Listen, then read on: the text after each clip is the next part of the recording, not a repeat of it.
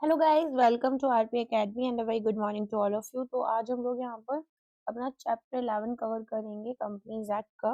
तो चलिए स्टार्ट करते हैं हमारे चैप्टर के पहले क्वेश्चन के साथ में। तो यहाँ पर सेक्शन आपके पास में दिया हुआ है 149(1), जिसमें कि बोल रहे हैं कि हर एक कंपनी जो है इसको यहाँ पर shall have a board of directors. ठीक है, हर कंपनी के पास में यहाँ पर एक बोर्ड ऑफ डायरेक्टर्स रहेंगे।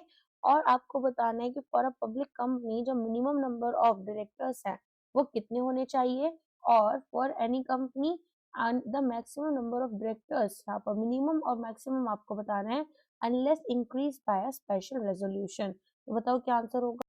देखो यहाँ पर अगर एक पब्लिक कंपनी होती है ना, तो हमारे पास जो मिनिमम नंबर ऑफ डायरेक्टर्स है वो 3 होता है, और फॉर एनी अदर कंपनी जो मैक्सिमम नंबर होता है वो 15 होता है। क्लियर है। अच्छा, अब यहाँ पर अब आपसे बोला गया है कि भाई हमें आंसर क्या होगा, 3 और 15 हमारा हो जाएगा। अच्छा, कंपनी एक्ट क्या करता है, ये स्पेसिफाई करता है डिफरेंट मिनिमम पेंडिंग की टाइप ऑफ कंपनी क्या है, और सीलिंग रिमेन्स हमारी कंसिस्टेंट अक्रॉस द बोर्ड। तो इसमें एक पब्लिक कंपनी होगी जिसके मिनिमम 3 डायरेक्टर्स होंगे और मैक्सिमम 15 रहेंगे। अगर एक प्राइवेट कंपनी है तो मिनिमम 2 डायरेक्टर्स और 15 मैक्सिमम डायरेक्टर्स। और अगर एक ओपीसी है तो मिनिमम 1 डायरेक्टर होना चाहिए और मैक्सिमम 15 डायरेक्टर्स। अच्छा, अगर एक कंपनी यहाँ पर लिमिट को क्या करना चाहती है, एक्सीड करना चाहती है, तो इसको एक स्पेशल रेजोल्यूशन पास करना होगा जनरल मीटिंग में। गवर्नमेंट कंपनीज की बात करें तो ये जो सर्टेन एग्जाम्पशंस हैं ये आपके गवर्नमेंट कंपनीज में और section 8 not for profit companies में लग जाते हैं, जिसमें कि हमारे पास में ये बाउंड नहीं होती by the maximum limit of 15 directors और the requirement of a special resolution to exceed it. अब वुमेन डायरेक्टर की बात कर लेते हैं। तो वुमेन डायरेक्टर में सेक्शन 149 हमारे पास में स्पेसिफिक क्लासेस ऑफ कंपनीज जैसे लिस्टेड कंपनीज और लार्ज कंपनीज आपकी आ जाती हैं। इनको बेसिकली बोला गया है कि एटलीस्ट वन वुमेन डायरेक्टर जो है वो हमारे पास होनी चाहिए। ठीक है। Every listed company, public company, shall have at least a dash of total number of directors as independent directors। तो यहाँ पर हमारे पास में कंपनीज एक्ट 2013 के अंडर हर एक लिस्टेड कंपनी के पास में एटलीस्ट 1/3, ठीक है, यहाँ पर total number of directors as independent director होना चाहिए। फिर कुछ हमारे पास में की डिटेल्स रहती हैं इंडिपेंडेंट डायरेक्टर्स के ऊपर। तो एप्लीकेबिलिटी में 1/3 का जो रूल है वो अप्लाई किया जाता है स्पेसिफिकली हमारी लिस्टेड पब्लिक कंपनीज के लिए। फिर अनलिस्टेड पब्लिक कंपनीज की बात करें तो unlisted public companies based on paid up share capital, turnover और आउटस्टैंडिंग लोन्स और डेट, जो रिक्वायरमेंट है वो यूजुअली क्या है आपकी, एटलीस्ट 2 इंडिपेंडेंट डायरेक्टर्स होगी। और राउंडिंग ऑफ में अगर कैलकुलेशन में मान लो 1/3 किसी फ्रैक्शन में आ रहा है तो वो फ्रैक्शन राउंड ऑफ किया जाएगा एज 1। फॉर एग्जाम्पल, मान लो एक कंपनी के पास में 7 डायरेक्टर्स हैं और 1/3 आपका 2.33 हुआ, तो इनको अब यहाँ पर 3 इंडिपेंडेंट डायरेक्टर्स रखने होते हैं। क्लियर है। नेक्स्ट आ जाओ। Section 149(3), every company shall have at least one director who has stayed in India for a total period of not less than X days during the financial year। तो यहाँ पर हमारे पास में हर एक कंपनी के पास एटलीस्ट 1 डायरेक्टर होना चाहिए जो कि इंडिया में रहते हैं for a total period of not less than 182 days. ठीक है। अच्छा, अब ये जो रेजिडेंट डायरेक्टर का रूल है ये किस तरह से काम करता है, तो हमारे पास एटलीस्ट एक पर्सन ऑन बोर्ड ऐसे होने चाहिए जो कि फिजिकली प्रेजेंट है कंट्री में significant portion of the year के लिए, और इनको अकाउंटेबल लिया जाता है कंपनी की लोकल कंप्लायंस और ऑपरेशंस के लिए। तो 182 डेज जो होते हैं वो हमारे with in the financial year 1 अप्रैल से लेकर 31 मार्च तक कैलकुलेट किया जाएगा। और अगर कोई न्यूली इनकॉर्पोरेटेड कंपनी है तो न्यूली इनकॉर्पोरेटेड कंपनीज के लिए यहाँ पर जो रेजिडेंसी रिक्वायरमेंट है वो प्रपोर्शनेटली लगती है at the end of the specific financial year. तो अब यहाँ पर आप देखेंगे residency, women director, independent director, और आपके पास में अगेन इंडिपेंडेंट डायरेक्टर में ही हमारी अनलिस्टेड कंपनीज के लिए। ठीक है, टेबल के थ्रू इसको याद करेंगे। अपनी पेन और पेपर से बनाना चाहो तो बना लेना, ज्यादा बेटर रहेगा। मैंडेटरी रिक्वायरमेंट और किसके ऊपर ये अप्लाई करेगा। सबसे पहले हमारे पास एटलीस्ट एक रेजिडेंट डायरेक्टर होने चाहिए और सभी कंपनीज पर ये एप्लीकेबल होगा। यहाँ पर एटलीस्ट एक वुमेन डायरेक्टर होनी चाहिए और ये हमारे पास में सभी लिस्टेड कंपनीज और public companies with paid up capital 100 crore and turnover यहाँ पर 300 करोड़ या उससे ज्यादा का रहेगा। फिर इंडिपेंडेंट डायरेक्टर यहाँ पर एटलीस्ट 1/3 ऑफ द बोर्ड होने चाहिए, ये हमारी सभी लिस्टेड कंपनीज के लिए रहता है। और अगर हम बात करें अनलिस्टेड कंपनीज में एटलीस्ट 2 डायरेक्टर्स होने चाहिए, और अनलिस्टेड पब्लिक कंपनीज जिनका पेड अप कैपिटल 10 करोड़ से या उससे ज्यादा है, या फिर टर्नओवर इनका 100 करोड़ या उससे ज्यादा है, और डेबिट या लोन्स इनके 50 करोड़ या उससे ज्यादा के हैं, सॉरी 50 करोड़ से ज्यादा अगर डेबिट या लोन्स है। अगर मान लो एक कंपनी है जो कि इनकॉर्पोरेट हुई 1 अक्टूबर को, कंपनी कब इनकॉर्पोरेट हुई 1 अक्टूबर को हुई, तो जो रेजिडेंट डायरेक्टर हैं, ठीक है, वो यहाँ पर पूरा 182 डेज के लिए नहीं रहेंगे, right, for the first year, लेकिन यहाँ पर एक number of days proportional to the remaining months इनको रहना होगा। क्लियर है? चलो नेक्स्ट क्वेश्चन पर आते हैं। A person can be appointed as an independent director for a term up to X consecutive years on the board of a company and shall be eligible for reappointment on passing a dash। तो बताओ यहाँ पर क्या होगा। देखो हमारे पास में यहाँ पर किससे रिलेटेड क्वेश्चन है ये, टेन्योर हमारे इंडिपेंडेंट डायरेक्टर का under section 149(10) of the companies act. तो एक पर्सन को हम अपॉइंट कर सकते हैं as an independent director up to 5 consecutive years, और यहाँ पर हमें अगर रीअपॉइंट करना है तो एक स्पेशल रेजोल्यूशन पास करना होगा। तो ये यहाँ पर इनके लिए ना थोड़ी सी यहाँ पर स्ट्रिक्ट गाइडलाइंस होती हैं। फॉर एग्जांपल जो मैक्सिमम कॉन्जिक्यूटिव टर्म्स हैं, एक इंडिपेंडेंट डायरेक्टर एक ऑफिस यहाँ पर 2 कॉन्जिक्यूटिव टर्म्स के लिए होल्ड कर रहे हैं, ठीक है, तो यहाँ पर 5 + 5 10 ईयर्स हो गया। अब यहाँ पर कूलिंग ऑफ पीरियड के लिए इनको कम से कम जब 2 कॉन्जिक्यूटिव टर्म्स कंप्लीट हो गए, अब ये रीअपॉइंटमेंट सेम कंपनी में कम से कम यहाँ पर 3 साल के लिए नहीं कर पाएंगे, तो कूलिंग ऑफ पीरियड इनका 3 इयर्स हो गया। और रिस्ट्रिक्शंस अगर हम बात करें क्या क्या रहते हैं during this cooling of period, तो पर्सन यहाँ पर किसी भी कंपनी में या इसकी एसोसिएटेड कंपनी में किसी भी कैपेसिटी में यहाँ पर डायरेक्टली और इनडायरेक्टली अपॉइंट नहीं किए जाएंगे। तो प्रोसीजरल रिक्वायरमेंट क्या होती है, सबसे पहले अगर फर्स्ट टर्म है तो फर्स्ट टर्म के लिए यहाँ पर एक ऑर्डिनरी रेजोल्यूशन पास किया जाएगा, उसके थ्रू इनको अपॉइंट करा जाता है। ये ऑर्डिनरी रेजोल्यूशन के लिए बनाया मैंने, ठीक है, उसके थ्रू इनको अपॉइंट किया जाएगा। सेकंड टर्म में हमारे पास में एक और स्पेशल रेजोल्यूशन जाएगा जिसमें 75% की मेजॉरिटी होती है और डिस्क्लोजर होता है ऐसा बोर्ड की रिपोर्ट में, ठीक है, बोर्ड ऑफ डायरेक्टर्स की रिपोर्ट में होगा। और अगर रिटायरमेंट बाय रोटेशन है तो इंडिपेंडेंट डायरेक्टर्स को यहाँ पर लायबल नहीं है कि यहाँ पर रोटेशन के थ्रू रिटायर करें, unlike many other directors on the board. तो मैक्सिमम सिंगल टर्म 5 साल की हो सकती है, कॉन्जिक्यूटिव टर्म्स यहाँ पर 2 टर्म्स हो सकती हैं। रीअपॉइंटमेंट वोट यहाँ पर स्पेशल रेजोल्यूशन के लिए होगी सेकंड टर्म के लिए, फर्स्ट टर्म के लिए ऑर्डिनरी रेजोल्यूशन की। कूलिंग ऑफ पीरियड 3 साल का होगा और एज लिमिट एज सच कुछ भी नहीं दे रखी है, लेकिन सेबी बोलता है, कंपनीज एक्ट में नहीं दे रखी है, लेकिन सेबी बोलता है कि यहाँ पर 75 इयर्स होनी चाहिए for the listed entities. Clear? Next question पर आ जाओ। According to section 165, a person shall not hold office as a director, including any alternate directorship, in more than dash companies at the same time। तो यहाँ पर हमारे पास में एक person जो है वो office as a director in more than 20 companies नहीं होल्ड कर सकते हैं, ये मैंने आपको लास्ट क्लास में भी बताया था। अब ये जो ओवरऑल लिमिट 20 की है इसमें भी कुछ स्पेसिफिक नुआंसेस हैं जो कि आपको पता होने चाहिए। सबसे पहले तो हमारे पास जो पब्लिक कंपनी कैप है, तो आउट ऑफ 20 कंपनीज जो maximum number of public companies रहेगा जिसमें 1% डायरेक्टर हो सकते हैं, ठीक है, वो 10 रहेगा। और प्राइवेट कंपनीज जब हम लिमिट यहाँ पर 10 पब्लिक कंपनीज की लेंगे तो एनी प्राइवेट कंपनी जो कि यहाँ पर या तो होल्डिंग या सब्सिडरी है पब्लिक कंपनी की, वो भी पब्लिक कंपनी ही मानी जाएगी, ठीक है। एक यहाँ पर गवर्नमेंट ऑफ इंडिया की कंपनी थी, उस कंपनी ने अपनी एक सब्सिडरी खोली जिसमें इस कंपनी की मेजर शेयर होल्डिंग है, गवर्नमेंट की नहीं है, वो भी एक पब्लिक कंपनी ही मानी जाएगी जब हमें डायरेक्टर्स की बात करनी है, केवल तब। ऑल्टरनेट डायरेक्टर्स, तो यहाँ पर जो 20 है लिमिट हमारे पास, इसमें ऑल्टरनेट डायरेक्टरशिप भी हमारी इंक्लूड होती है, ऑल्टरनेट डायरेक्टरशिप भी हमारी इंक्लूड होती है, ठीक है। अच्छा, अब यहाँ पर अगर कंपनी कोई स्पेशल रेजोल्यूशन पास कर लेसर नंबर ऑफ कंपनीज बोल रहा है तो डायरेक्टर को उसको भी फॉलो करना होगा। तो टोटल कंपनीज ओवरऑल 20 हो सकती हैं। पब्लिक कंपनीज इंक्लूडेड टोटल 10 हो सकती हैं। प्राइवेट कंपनीज यहाँ पर काउंट जो होगा वो 10 नंबर तक होगा। और हमारे पास section 8 non profit and government company जो है वो 20 की लिमिट से एक्सक्लूड की जाएंगी।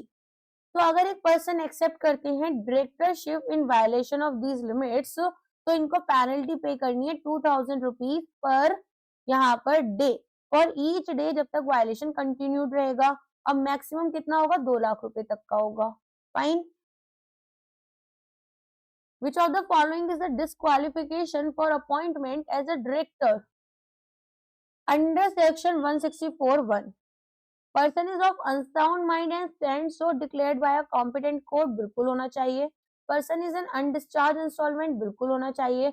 Person has been convicted by a court of any offence involving moral turpitude and sentenced to imprisonment for not less than 6 months होता है 1 year होता है 6 months ही होता है। Person has not been allotted at director identification number, ये भी होना चाहिए। तो ऑल ऑफ दी अबव आपका आंसर बन जाएगा। ठीक है, तो यहाँ पर ये जो एक्ट है ये इंश्योर करता है कि डायरेक्टर्स के पास नेसेसरी मेंटल कैपेसिटी हो, फाइनेंशियल इंटीग्रिटी और लीगल स्टैंडिंग हो। तो अनसाउंड माइंड का मतलब क्या है कि ये यहाँ पर अनस्टेबल है। ठीक है, फॉर्मली डिक्लेयर किया जाता है बाय कॉम्पिटेंट कोर्ट। अगर इंसॉल्वेंसी में अनडिस्चार्ज इंस्टॉलमेंट्स है, करेंटली बैंकरप्ट है और यहाँ पर इनका ठीक है applied to be adjudicated as an insolvent. Criminal conviction में ऑफेंस जो है उसमें मॉरल टर्प्यूट्यूड या फिर अदरवाइज जो जेल है वो 6 महीने तक की, ठीक है एटलीस्ट। और एक 5 साल का रूल होता है। 5 ईयर रूल क्या है यहाँ पर कि अगर कन्विक्टेड है और डिस्क्वालिफिकेशन 5 ईयर्स तक रहेगा from the expiry of the sentence. और अगर कन्विक्टेड है और सेंटेंस किया गया इनको 7 साल या उससे ज्यादा के इनको जेल हो जाती है तो ऐसे में इनको डिस्क्वालीफाई फॉर लाइफ किया जाएगा।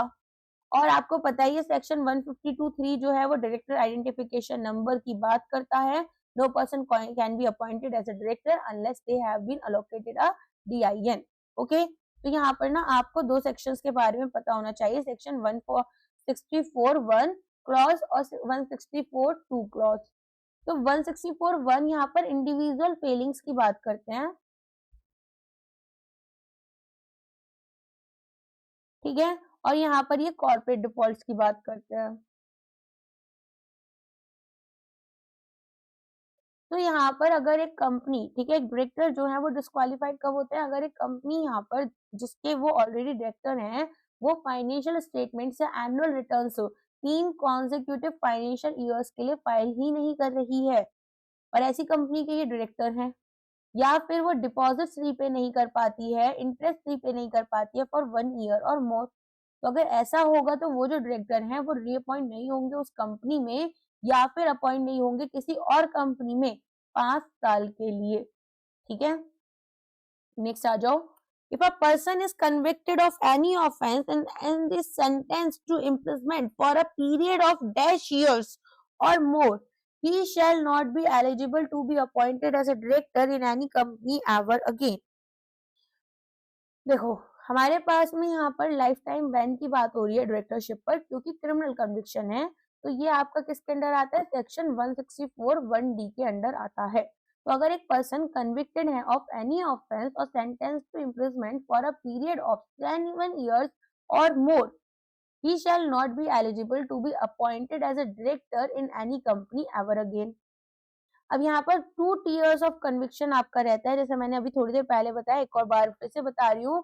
5 साल का डिस्क्वालिफिकेशन होता है अगर 6 महीने या उससे ज्यादा के लिए इनको जेल हुई है लेकिन 7 साल से कम हुई है तो यहाँ पर इनको डिस्क्वालीफाई किया जाएगा for the duration of a sentence, जितने टाइम तक ये जेल में थे, प्लस यहाँ पर 5 साल का टाइम जब इनका सेंटेंस कंप्लीट हो जाएगा। जेल से बाहर आने के बाद 5 साल और जेल के तो है ही 6 महीने या जो भी टाइम लगा। और यहाँ पर 7 years वाला क्या है कि अगर यहाँ पर 7 साल का थ्रेशोल्ड हिट कर गए तो डिस्क्वालिफिकेशन परमानेंट हो जाएगा, कोई कूलिंग ऑफ पीरियड यहाँ पर नहीं रहेगा। ठीक है, एक बार वैसे तो याद ही हो चुका होगा ना अब। अच्छा ये याद रखना अगर 5 साल का बैन है, ठीक है, सेंटेंस अंडर 7 years तो जो क्लॉक है वो आपकी कब स्टार्ट करेगी टिक करना, जब पर्सन रिलीज कर दिए गए प्रिजन से। So if someone is in jail for 2 years, they are disqualified for those 2 years plus another 5 years of release. Okay ना? A director who has been appointed by the board to fill a casual vacancy under section 161 shall hold office. बताओ क्या answer होना चाहिए। तो section 161(4) companies act का एक casual vacancy की बात करता है कि यहाँ पर एक कैजुअल वैकेंसी अक्कर होती है जब एक डायरेक्टर अपॉइंट किए गए थे जनरल मीटिंग वैकेट अपने ऑफिस वैकेट कर देते हैं, ठीक है, बिफोर देयर टर्म एक्सपायर्स। क्यों? डेथ, रेजिग्नेशन या डिस्क्वालिफिकेशन की वजह से। तो यहाँ पर कैजुअल वैकेंसी अगर हो गई तो बोर्ड ऑफ डायरेक्टर्स इस वैकेंसी को फिल करते हैं, मीटिंग बुलाते हैं बोर्ड की। और इन केस यहाँ पर कोई पब्लिक कंपनी है तो अपॉइंटमेंट सब्सिक्वेंटली अप्रूव की जाती है जो मेंबर्स या शेयर होल्डर्स है नेक्स्ट जनरल मीटिंग में। ऑल्सो टेन्योर जो होगा, जो न्यू डायरेक्टर हैं वो सिंपली स्टेप इन कर रहे हैं into the shoes of outgoing director, तो यहाँ पर एक फ्रेश फुल टर्म नहीं मिलेगा इनको, जो रिमाइंडर टर्म है केवल उतना ही सर्व करेंगे। तो अगर मान लो कोई कैजुअल वैकेंसी होती है तो क्या होगा, ये एक डायरेक्टर को रिप्लेस कर रहे हैं जिन्होंने जल्दी छोड़ दी थी कंपनी, तो ऐसे में यहाँ पर जो इनका टेन्योर होगा वो ओरिजिनल डायरेक्टर वाला ही फॉलो किया जाएगा। तो अगर 5 साल के लिए इनको अपॉइंट किया गया था, इसमें से 3 साल इनके कंप्लीट हो गए, तो कैजुअल वैकेंसी 2 साल की ही होगी, तो जिनको अपॉइंट किया गया वो 2 साल ही रुकेंगे। और शेयर होल्डर का यहाँ पर जो अप्रूवल होगा वो यहाँ पर नेक्स्ट जनरल मीटिंग में ले लिया जाएगा। अच्छा, एक होते हैं एडिशनल डायरेक्टर, है ना। एडिशनल डायरेक्टर में क्या होगा, तो यहाँ पर बोर्ड साइज को हमने टेम्परली बढ़ाया है, तो यहाँ पर up to the date of next annual general meeting या लास्ट डेट जो एजीएम की हुई थी हमारी, ठीक है, इनको बेसिकली यहाँ पर क्या किया जाता है, इनका टेन्योर हमें कितना रखना है, जब तक कि एजीएम यहाँ पर आपकी जो नेक्स्ट वाली है वो होती है या जो एजीएम की लास्ट डेट होल्ड कर चलना है। एंड शेयर होल्डर की अप्रूवल की बात करें तो रेगुलराइज या अपॉइंट किया जाता है इनको as a director at the AGM. Fine. So अगर एक डायरेक्टर ए है और suppose to retire in September 2027, लेकिन इनकी डेथ हो जाती है लेट अस से फरवरी में, तो जो डायरेक्टर बी है वो इस कैजुअल वैकेंसी को फिल करेंगे और इनकी जो टर्म एंड होगी वो कब होगी, ये रिटायर कब करते हैं सितंबर 2027 में, तो तभी इनकी जो टर्म है वो कंप्लीट होगी। क्लियर। नेक्स्ट क्वेश्चन है, a person shall not be appointed as an independent director if his relative is indebted to the company, its holding, subsidiary, associate company for an amount in excess of dash during the 2 immediately preceding financial years or during the current financial year। तो यहाँ पर आपसे ना financial restriction पूछे गए हैं on the relatives of N independent director, जो कि आपका सेक्शन 149(6) क्लॉज के अंदर आता है, ठीक है। और यहाँ पर हमारे पास में एक person shall not be appointed as an independent director if his relative is indebted to the company, not only the company but also its group entities, ठीक है, or their promoters or directors for an amount in excess of rupees 50 lakh, ठीक है। अब यहाँ पर पूरा का पूरा आपको इनका ना एलिजिबिलिटी क्राइटेरिया समझना है, तो थोड़ा सा टेबल बनाकर समझते हैं।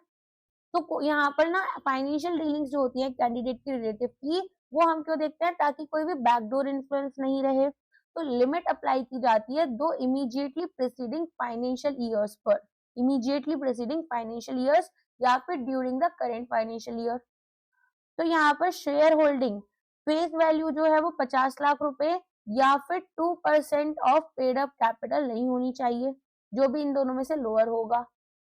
इंडेटनेस की अगर हम बात करें तो ये 50 लाख रुपए से ज्यादा नहीं होना चाहिए। गारंटी और सिक्योरिटी यहाँ पर जो है must not have been provided for a third party that exceeding 50 lakh rupees. और अदर प्रिकॉशनरी ट्रांजेक्शंस में 2% या उससे ज्यादा कंपनी का जो ग्रॉस टर्नओवर है, ठीक है, या फिर यहाँ पर हमारे पास में टोटल इनकम है सिंगली या कंबाइंड विद द अबव। तो बेसिकली इंडिपेंडेंस टेस्ट आपको कैसे करना है, बियॉन्ड रिलेटिव जो डायरेक्टर हैं वो यहाँ पर इन नेगेटिव क्राइटेरिया को मीट करते हैं। ये एक खुद प्रमोटर नहीं होने चाहिए या रिलेटेड टू प्रमोटर नहीं होने चाहिए कंपनी और उसके ग्रुप के लिए। फिर must not have hold any financial relationship, ठीक है, other than directors remuneration exceeding 10% of their total income. और यहाँ पर की मैनेजरियल पर्सोनल या एम्प्लॉय रूल क्या है, neither the person nor their relative should have been a KMP और employ of the company in last 3 financial years. अब voting power में must not hold together with relatives 2% और मोर total voting power.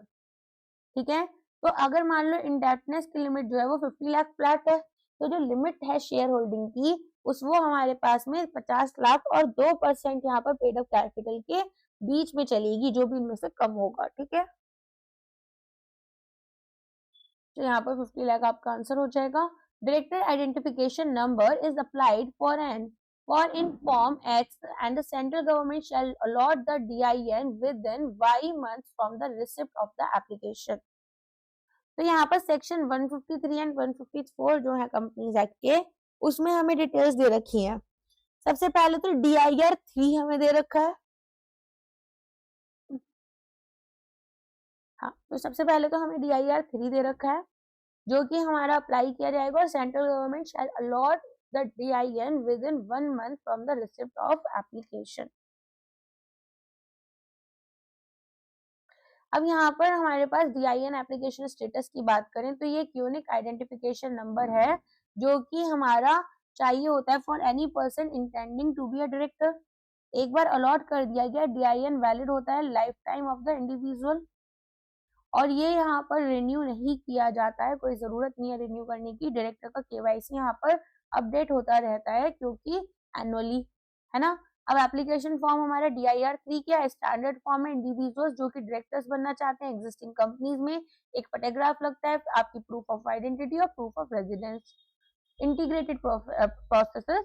तो यहाँ पर spice plus कर ना आपका यहाँ पर, ठीक है, जो नई कंपनीज इनकॉर्पोरेट की जाती हैं, प्रपोज डायरेक्टर्स अप्लाई करते हैं DIN directly through integrated incorporation form.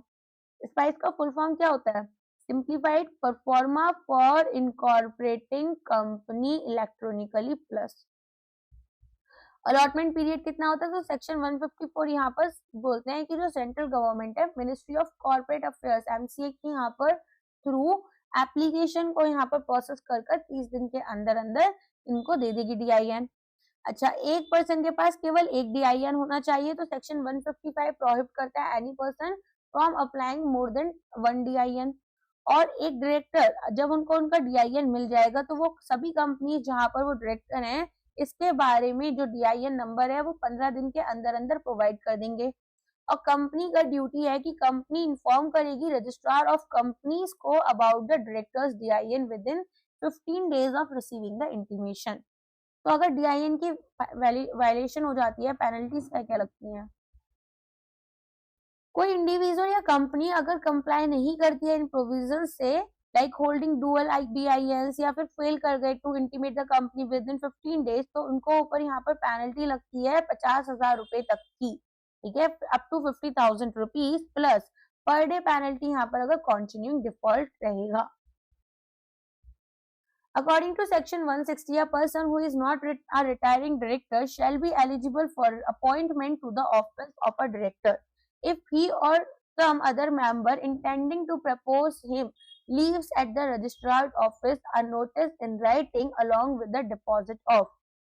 बताओ क्या आंसर होगा, 100 and 1000 यहाँ पर आंसर हो जाएगा. ठीक है, तो हमारे पास में अपॉइंटमेंट जो होती है डायरेक्टर्स की other than retiring director, section 160 of the companies act देखता है, जिसमें कि एक पर्सन अपॉइंटमेंट अगर उनकी एलिजिबल है वो होने के लिए, ठीक है, तो फिर यहाँ पर उनको एक नोटिस छोड़ना होता है राइटिंग में along with a deposit of 100,000. तो यहाँ पर ये जो रूल है ये क्यों है, ताकि जो आउटसाइडर्स या न्यू कैंडिडेट्स हैं वो कंटेस्ट कर सकते हैं board seat while preventing frivolous या फिर non serious application through the deposit requirement. तो अगर आप सीरियस नहीं हो या फिर आप यहाँ पे बस नंबर बढ़ाकर परेशान करना चाहते हो, वो नहीं होगा, 1 लाख का डिपॉजिट करना है.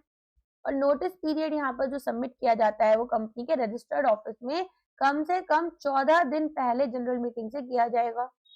और जो डिपॉजिट अमाउंट है वो जनरली 1 लाख होती है, लेकिन जो निधि कंपनीज है डिपॉजिट केवल 10,000 रुपीज तक जाएगा. किसके लिए, निधि कंपनीज के लिए.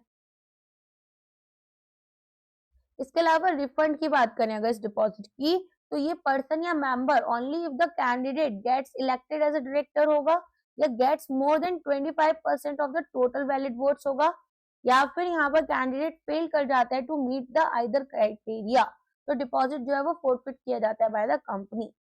अब एग्जाम्पशंस क्या क्या होते हैं, तो यहाँ पर हमारे पास जो रिक्वायरमेंट है ऑफ डिपॉजिटिंग 100,000 किसके ऊपर नहीं लगती है, इंडिपेंडेंट डायरेक्टर्स के ऊपर, या फिर डायरेक्टर्स जिनको रिकमेंड किसने किया, नॉमिनेशन एंड रेन्यूमरेशन कमिटी या फिर बोर्ड ऑफ डायरेक्टर्स ने। ठीक है, तो नोटिस पीरियड हमारे पास 14 डेज का होगा, स्टैंडर्ड डिपॉजिट हमारे पास 1 लाख का, निधि कंपनी के लिए 10,000 का, रिफंड यहाँ पर जो थ्रेशोल्ड है वो इलेक्टेड या फिर 25% वोट्स आपको उससे ज्यादा मिली हो, और एग्जामिशन में आईडीज जो हमारे पास में इंडिपेंडेंट डायरेक्टर्स हैं और बोर्ड रिकमेंडेड कैंडिडेट्स। तो अच्छा एक बात बताओ, यहाँ पर एक चलो केस स्टडी जैसा क्वेश्चन देते हैं आपको। अगर एक मेंबर प्रपोज करते हैं एक कैंडिडेट जो कि केवल रिसीव करेंगे 15% ऑफ द वोट्स लेकिन इलेक्टेड नहीं है, तो उस 1 लाख अमाउंट को क्या होगा, कंपनी फोरफिट कर लेती है। ठीक है, कंपनी क्या कर रही है, फोरफिट कर लेगी डिपॉजिट को, जो कैंडिडेट है वो सिक्योर नहीं कर पाए मिनिमम 25% का सीरियसनेस थ्रेशोल्ड। एक एडिशनल डायरेक्टर अपॉइंट किए जाते हैं by the board under section 161 shall hold office कितने टाइम के लिए, for 1 year until the conclusion of next AGM up to the date of next AGM or the last date on which the AGM should have been held whichever is earlier। यही आपका answer होता है। तो देखो यहाँ पर क्या होगा, जो बोर्ड ऑफ डायरेक्टर्स हैं वो अपॉइंट कर सकते हैं एडिशनल डायरेक्टर को किसी भी टाइम, प्रोवाइडेड जो पावर है वो उनको उनके आर्टिकल ऑफ एसोसिएशन ने दी है। अब यहाँ पर why they are appointed to fill a need for specific expertise और to handle an increase workload before the next formal shareholder meeting. अब यहाँ पर टेन्योर ट्रैप की बात करें तो एक कॉमन मिस्टेक क्या होती है कि यहाँ पर ये बोलते हैं until the actual AGM is held. ठीक है, अगर एक कंपनी फेल कर जाए to hold its AGM on time, तो जो एडिशनल डायरेक्टर हैं स्टिल इनको अपना वेकेट करना पड़ता है office on the last day of AGM. ठीक है, और यही हमारा लीगली लिया जाता है। सो रेगुलराइजेशन कैसे होगा, यहाँ पर रेगुलराइजेशन में आप देखेंगे अगर company wants the additional director to continue a resolution must be passed at the AGM to appoint them as a regular director। अब रिस्ट्रिक्शन क्या है, एक पर्सन जो कि यहाँ पर फेल कर जाते हैं to get appointed as a director in a general meeting can not be backdoored onto the board as an additional director later. तो बेसिकली हमारे पास में अपॉइंटिंग अथॉरिटी एडिशनल डायरेक्टर के लिए बोर्ड ऑफ डायरेक्टर्स होती हैं और सोर्स ऑफ पावर इनकी आर्टिकल ऑफ एसोसिएशन रहती है, जहां पर टेन्योर इनका अंटिल नेक्स्ट एजीएम या ड्यू डेट होगी, और पर्पस केवल इतना है कि जो टेम्पररी और इमीडिएट नीड्स हैं उनको फुलफिल करना है। बट अगर मैं बात करूं रेगुलर डायरेक्टर्स की, तो यहाँ पर चीजें डिफरेंट है। शेयर होल्डर्स मेंबर्स यहाँ पर रहते हैं, ठीक है, जो कि बेसिकली इनको अपॉइंट करते हैं, और कंपनीज एक्ट और शेयर होल्डर्स के थ्रू ही पावर इनको मिलती है as per the terms of appointment, ये टेन्योर होल्ड करते हैं और लॉन्ग टर्म गवर्नेंस के लिए होते हैं। तो यहाँ पर आपको याद रखना है 2 डेट्स होती हैं। ठीक है, जो डेट यहाँ पर एक्चुअली हेल्ड किया एजीएम और last day allowed by the law to hold the AGM, usually 6 महीने होती है from the close of financial year. Under section 167, the office of a director shall become vacant if he absents himself from all the meetings of the BOD held during a period of X with or seeking leave of absence of the board। देखो जो office of director है वो हमारा vacant हो जाता है अगर वो खुद यहाँ पर एब्सेंट हो जाते हैं from all the meetings of the board of directors, जो कि होल्ड की जाएगी until a period of 12 months with और without seeking leave of absence. अब यहाँ पर विद और विदाउट लीव की अगर हम बात करें तो पास्ट में जो डायरेक्टर हैं वो अवॉइड करते हैं vacation by simply sending a leave of absence, ठीक है, लेटर, जो कि बोर्ड इनको ग्रांट करता। अब ये मैटर नहीं करता कि अगर बोर्ड इनको ग्रांट करेगा leave, if you miss every meeting for 12 months, जो सीट है वो ऑटोमेटिकली वेकेटेड रहेगी। अच्छा, 12 मंथ का जो पीरियड है वो यहाँ पर एक रोलिंग पीरियड होता है, ये फाइनेंशियल ईयर या कैलेंडर ईयर नहीं होता, ये हमारा date of first meeting of the director missed से ही चलेगा। और वेकेशन आपकी केवल तभी होगी अगर मीटिंग जो है वो एक्चुअली होल्ड की गई थी ड्यूरिंग दोस 12 months। अगर यहाँ पर कंपनी ने कोई मीटिंग ही होल्ड नहीं की तो डायरेक्टर को पिनलाइज नहीं किया जाएगा फॉर अटेंडिंग और मोड ऑफ अटेंडेंस की बात करें तो अटेंडेंस यहाँ पर वीडियो कॉन्फ्रेंसिंग से भी लग सकती है या अदर ऑडियो वीडियो मीन्स, ठीक है, एज अटेंडिंग। तो डायरेक्टर को यहाँ पर वेकेट केवल तभी करना है जब वो फिजिकली और वर्चुअली दोनों ही यहाँ पर एब्सेंट रहते हैं, ठीक है। चलो, तो अब याद रखना समरी हमारे पास में कैसे है 167 सेक्शन वेकेशन की। तो डिस्क्वालिफिकेशन, अगर डायरेक्टर इनकर करते हैं डिस्क्वालिफिकेशन अंडर सेक्शन 164, और अगर यहाँ पर कॉन्ट्रावेंशन की बात करें सेक्शन 184 के साथ में, एंटरिंग इनटू कॉन्ट्रैक्ट्स और अरेंजमेंट्स जहां पर they are interested without disclosure, failure to disclose, अगर यहाँ पर फेल कर जाते हैं to disclose interest in a contract as required by 184 section, convicted of an offence and sentence to 6 months और यहाँ पर मोर। इसके अलावा रिमूवल की बात करें तो being remove from the board under the provisions of the act 2, ठीक है। तो अगर एक डायरेक्टर 4 मीटिंग्स बोर्ड मीटिंग्स को 10 महीने के अंदर अंदर यहाँ पर मिस कर गए, लेकिन 11th मंथ में 5th मीटिंग इन्होंने अटेंड कर ली, तो क्या उनको अपना ऑफिस वेकेट करना है? नहीं। एज लॉन्ग एज वो यहाँ पर एटलीस्ट एक मीटिंग होल्ड कर रहे हैं 12 महीने के अंदर अंदर, उनको अपना ऑफिस खाली नहीं करना है, ठीक है। Proportional representation for the appointment of directors requires that at least dash of the total number of directors are appointed via this method if the articles provide for it. तो आंसर बताओ क्या होगा? 1/3, 1/2, 2/3, 100%, 1/4। तो यहाँ पर हमारे पास में जो आर्टिकल्स होते हैं कंपनी के में provide for the appointment of not less than 2/3 of the total number of directors, ठीक है। यहाँ पर हमारे पास प्रिंसिपल ऑफ प्रोपोर्शनल रिप्रेजेंटेशन जाता है। अब प्रोपोर्शनल रिप्रेजेंटेशन का प्रिंसिपल समझते हैं। तो जो नॉर्मली डायरेक्टर्स होते हैं इनको अपॉइंट किया जाता है एक सिंपल मेजोरिटी के थ्रू। ये यहाँ पर माइनॉरिटी शेयर होल्डर्स को भी लीव कर सकते हैं without any representation on the board. तो सेक्शन 163 यहाँ पर एक ऑप्शनल प्रोविजन है जिसमें कि एक कंपनी अडॉप्ट करती है to protect those minority interest. अब यहाँ पर ये जो सेक्शन है ये बिगिन होता है with the not with standing clause, meaning it overrides other appointments rules in the act 2। तो हमारे पास में सिंगल ट्रांसफरेबल वोटर्स जो है वो रैंक करते हैं कैंडिडेट्स को in order of their preferences. Cumulative voting में एक शेयर होल्डर स्टैक करेंगे अपनी सभी votes number of shares into number of director vacancies onto a single candidate. और रिकॉन्स्टिट्यूशन की बात करें तो जो इस तरह की अपॉइंटमेंट्स होती हैं वो टिपिकली हमारी 3 साल में एक बार की जाती हैं, और कोई भी कैजुअल वैकेंसी, ठीक है, इन पोजीशंस में फिल की जाती है according to the usual rules of the board. अब यहाँ पर नेक्स्ट आ जाते हैं क्रिटिकल प्रोटेक्शन हमारे डायरेक्टर्स के लिए अपॉइंट जिनको किया गया अंडर दिस सेक्शन। तो शेयर होल्डर्स जो हैं वो यूज नहीं कर सकते normal removal of directors process to remove a director जिनको अपॉइंट किया गया है प्रोपोर्शनल रिप्रेजेंटेशन के थ्रू। तो जो मेजॉरिटी होती है वो यहाँ पर इमीडिएटली वोटिंग आउट करने से माइनॉरिटी रिप्रेजेंटेटिव प्रिवेंट करती है। वोटिंग लॉजिक की बात कर लेते हैं। तो यहाँ पर हमारे पास simple majority 1 share is equal to 1 vote per seat. Minimum requirement यहाँ पर नो स्पेसिफिक परसेंटेज। अगर रिमूवल करना है तो ये अलाउ किया जाएगा वाया ऑर्डिनरी रेजोल्यूशन, और अडॉप्शन यहाँ पर डिफॉल्ट होता है। प्रोपोर्शनल रिप्रेजेंटेशन में हमारे पास में वोटिंग का जो लॉजिक होता है वो प्रोपोर्शनल रहता है, प्रोटेक्ट करते हैं माइनॉरिटीज को भी। और मिनिमम यहाँ पर हमारे पास 2/3 ऑफ टोटल डायरेक्टर्स होने चाहिए। ऑल्सो जो मेंबर्स के थ्रू रिमूवल होगा वो हमारा इसमें अलाउड नहीं किया जाता है। यहाँ पर तो ऑर्डिनरी रेजोल्यूशन से करेंगे। और अडॉप्शन की बात करें तो ये हमारा आर्टिकल ऑफ एसोसिएशन में होना चाहिए। Last question for the day regarding the women director requirement under section 149(1), every listed company must have at least one woman director, और हर एक अनलिस्टेड पब्लिक कंपनी के पास एक पेड अप शेयर कैपिटल होना चाहिए 100 करोड़ या more must have a women director. Every unlisted public company with a turnover of 300 crore or more must have a woman director। तो कौन सी statement correct होगी? First, second and third आपकी तीनों ही correct हैं। तो सेकंड प्रोविजन था to section 149(1) जिसको हम रूल 3 के साथ में पढ़ते हैं कंपनीज के appointment and qualification of director rule. Requirement अगर एक वुमेन डायरेक्टर की है तो वो बेस्ड होगी ऑन स्पेसिफिक लिस्टिंग स्टेटस। तो स्टेटमेंट 1 हमारी क्या कहती है लिस्टेड कंपनीज के लिए कि हर एक लिस्टेड कंपनी के पास एटलीस्ट एक वुमेन डायरेक्टर होनी चाहिए, बिल्कुल होनी चाहिए। तो यहाँ पर जितनी भी कंपनी जिनकी सिक्योरिटीज लिस्टेड होती है स्टॉक एक्सचेंज पर, उनके पास एटलीस्ट एक वुमेन डायरेक्टर होनी चाहिए, रिगार्डलेस उनकी कैपिटल या टर्नओवर क्या है। फिर यहाँ पर हर एक अनलिस्टेड पब्लिक कंपनी जिसका paid up share capital 100 crore या उससे ज्यादा है, उनके पास एक वुमेन डायरेक्टर होनी चाहिए।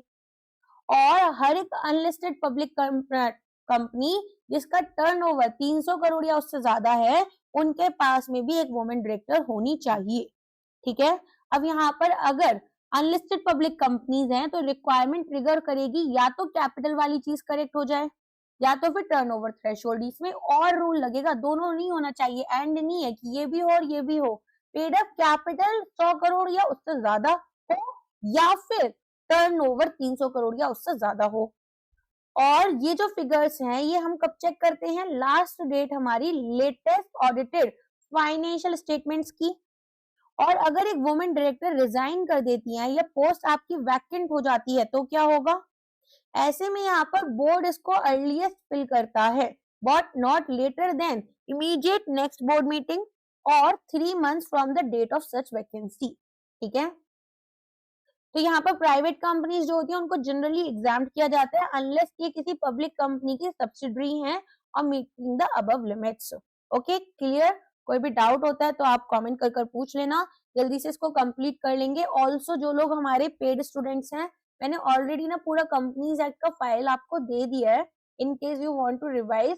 तो यहाँ पर ना ये तो हमारे 15-15, 20-20 क्वेश्चन तक जाएंगे हर चैप्टर के।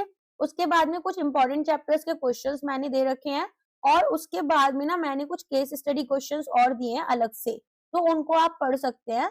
ठीक है, उससे आपके कंपनीज एक्ट एकदम टफ लेवल तक का कंप्लीट हो जाएगा। कोई डाउट होता है तो वो आप मुझसे पूछ लेना। इसके अलावा यहाँ पर लाइक कर देना, शेयर कर देना वीडियो को और कमेंट कर पूछ सकते हो कोई भी दिक्कत आती है। अलॉन्ग विद दैट गाइस, अगर आप बड़े वीडियो से रिवाइज कर रहे हो तो प्लीज उन वीडियोस को हाइप कर देना। ओके, चलिए आज के लिए बस इतना ही। Thank you so much, bye bye, take care.